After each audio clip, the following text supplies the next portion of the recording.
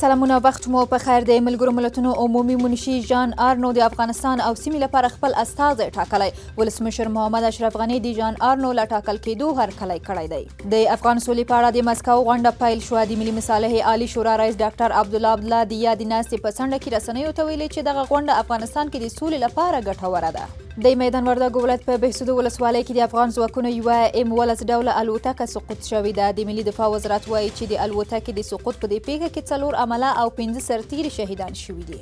د پاکستان کابینې تایید کړی چې هلته میشت اسناد لرونکو افغان کډوالو ته به د اوسېدو ځیرک کارتونه ورکوي. په کابل کې د پاکستان سفیر دا کار د ګډونوالو لپاره د اسان چارې یو بل ګام یاد کړی دی. کابل کې د کاسټر موټر په چاودنې له امله 4 تنه ملکي وګړي شهیدان او 9 تنه نور ټپیان شوي دي. د کابل د پولیسو ویان فردوس فرامرز وایي چې دغه چاودنه نن سهار د 18 ناحیې اړوند کوتل خیرخانه سیمه کې شوې ده.